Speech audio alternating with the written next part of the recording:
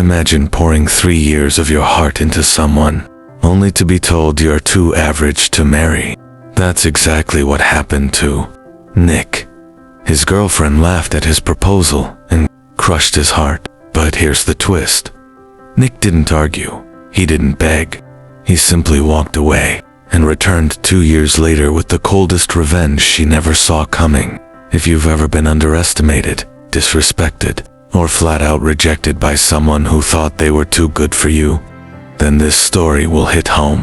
Hit that like button, subscribe, and get ready, because this is one of the most satisfying revenge stories you'll hear today. Nick wasn't flashy. He wasn't the guy with luxury cars or expensive suits, but what he lacked in status, he made up for in loyalty, kindness, and a genuine love for his girlfriend, Susan. 3 years they spent together, birthdays, late-night talks, dreams about the future. Nick believed she was the one. So one evening, heart pounding and hands trembling, Nick got down on one knee in their favorite cafe, the same place they had their first date. He opened the little box, hoping for tears of joy, maybe even a yes, whispered through happy sobs. Instead, Susan's face twisted into something he had never seen before. Not love, not excitement, but irritation. "Nick," she sighed, almost smirking, "I don't see a future with you. You're average. I want someone with ambition, with status, someone who can give me the life I deserve." Those words stabbed deeper than any knife. Average.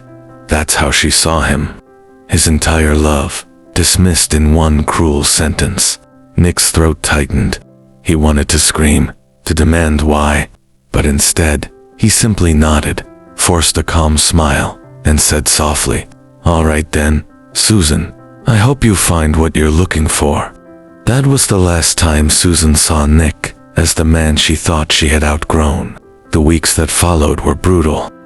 Nick replayed her words over and over. Average, not enough, replaceable. But grief slowly turned into determination.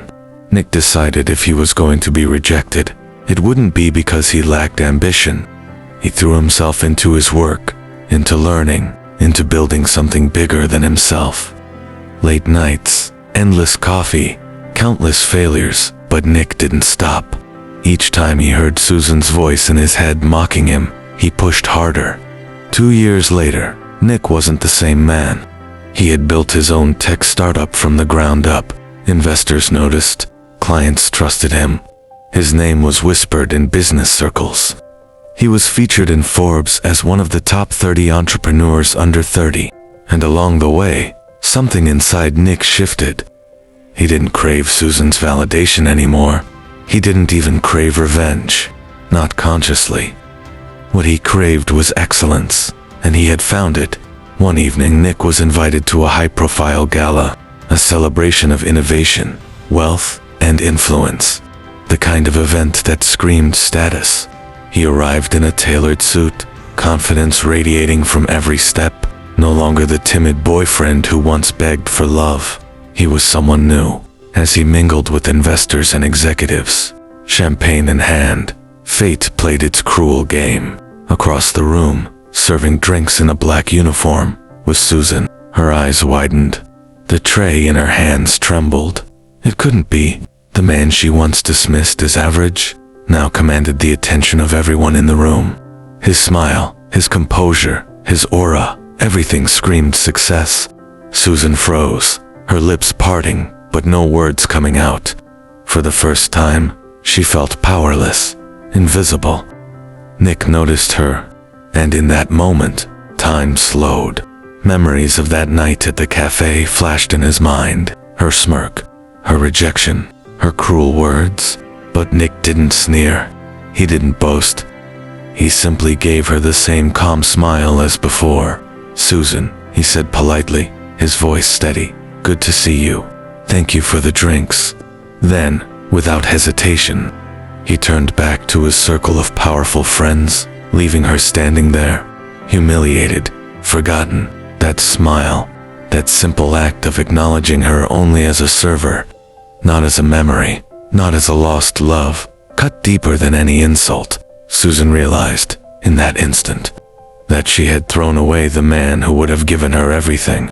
She traded loyalty for status, and ended up serving drinks while he was celebrated on stage. Nick didn't need to yell, didn't need to gloat. His success was the sweetest, coldest revenge of all. Sometimes the best revenge isn't anger, or insults, or payback. Sometimes it's simply moving on, growing, and becoming so much more than they ever believed you could be. Nick didn't have to destroy Susan.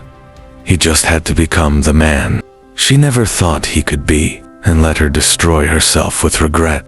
If this story gave you chills, smash that like button and tell me in the comments, what's the coldest revenge you've ever seen? Don't forget to subscribe for more stories just like this, because sometimes karma has a way of serving the sweetest justice.